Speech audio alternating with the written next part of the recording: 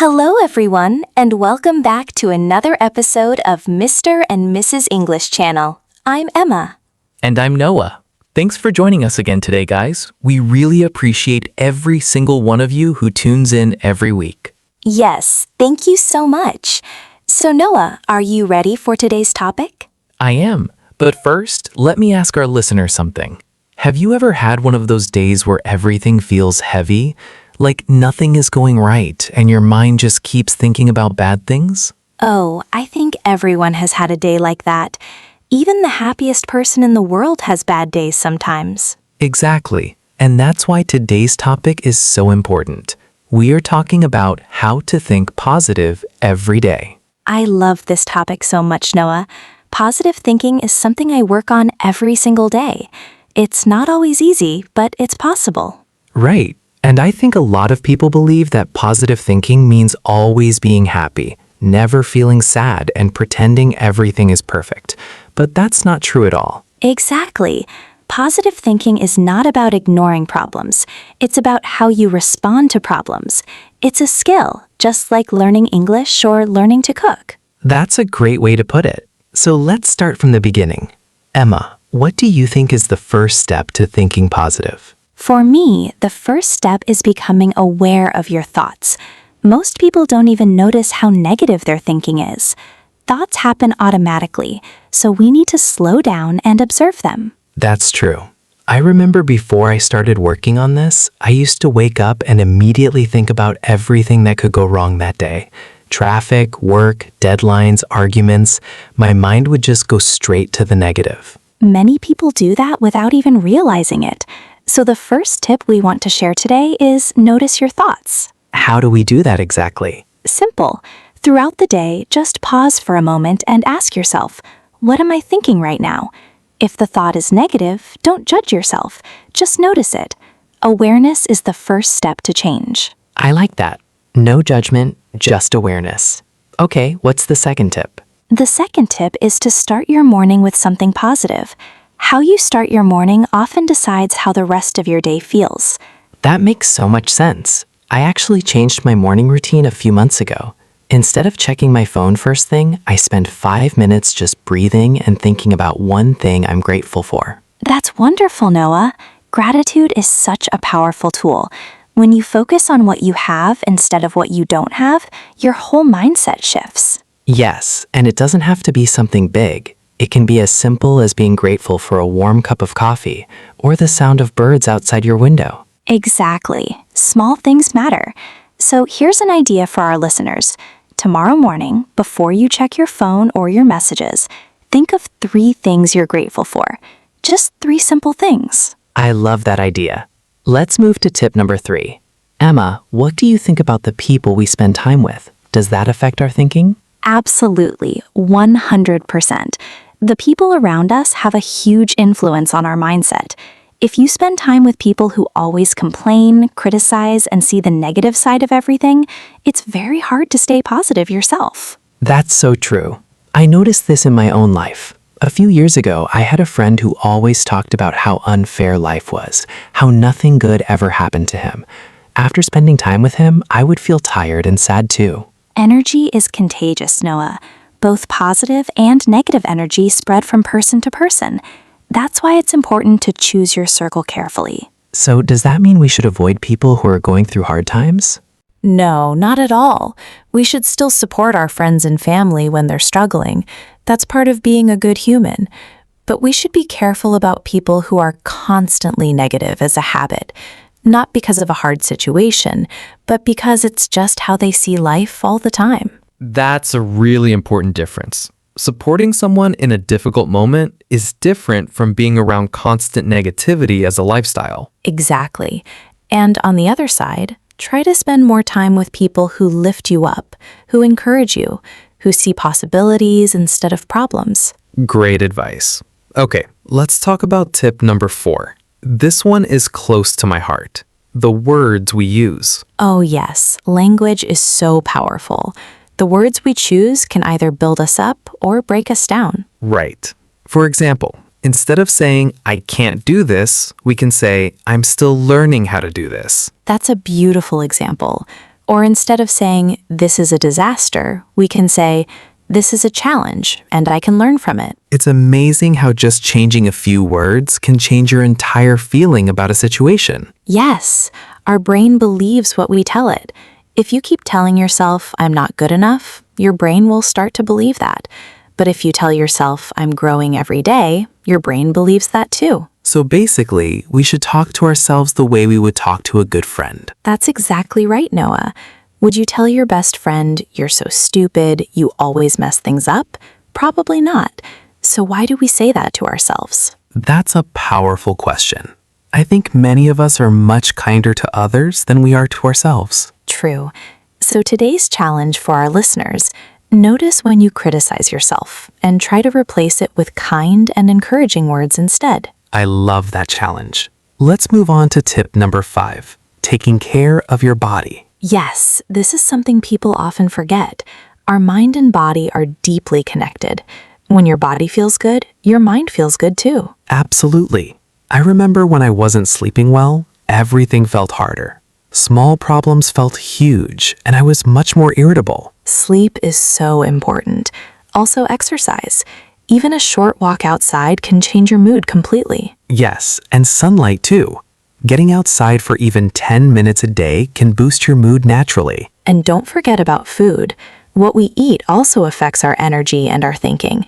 Too much sugar and processed food can make us feel tired and moody. So basically, taking care of your body is not just about looking good. It's about feeling good mentally too. Exactly. Our body and mind work together as a team. Great point. Now let's talk about tip number 6, which is about focusing on solutions instead of problems. Yes, this is a big one. When something goes wrong, our natural reaction is to focus on the problem itself. But positive thinkers train themselves to ask, "What can I do about this?" Can you give us an example, Emma? Sure. Let's say you lose your job. A negative thinker might think, "My life is over, I'll never find another job, everything is ruined." But a positive thinker might think, "This is difficult, but what skills can I improve? What opportunities can I look for?" That's such a helpful way to look at it.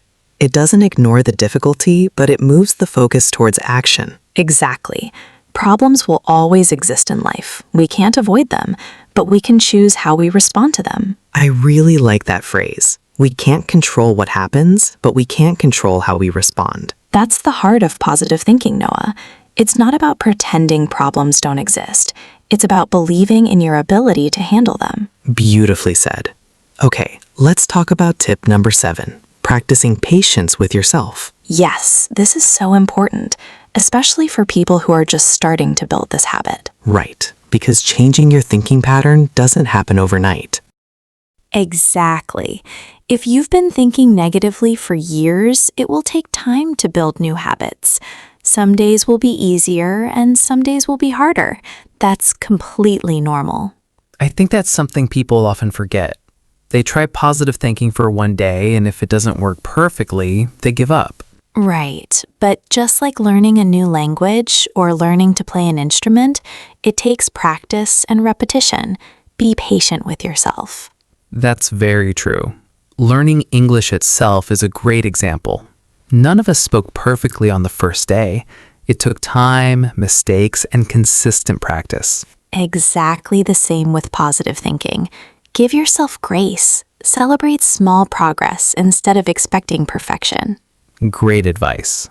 Now, tip number 8 is something I personally love: journaling. Oh yes, writing down your thoughts. Right. Every night, I write down 3 good things that happened during my day, no matter how small. That's such a wonderful habit. Writing helps us process our emotions and also helps us remember the good moments instead of only remembering the bad ones. Exactly. Our brain tends to remember negative events more strongly than positive ones. It's called negativity bias. That's such an interesting point, Noah. Because of negativity bias, we naturally focus more on threats and problems. It helped our ancestors survive dangers in the past, but in modern life, it can make us overly negative. So journaling helps balance that out by intentionally focusing on the good. Exactly right. Even 5 minutes a day can make a big difference over time. I completely agree. Now, let's talk about tip number 9, limiting negative media and social media. Oh, this one is so relevant today. We are constantly bombarded with news, and most of it focuses on negative events. True.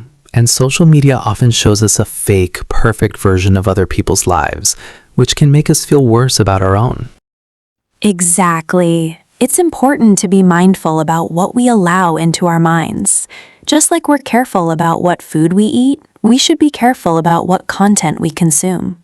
So does that mean we should completely stop watching the news or social media? Not necessarily, but it's helpful to set limits.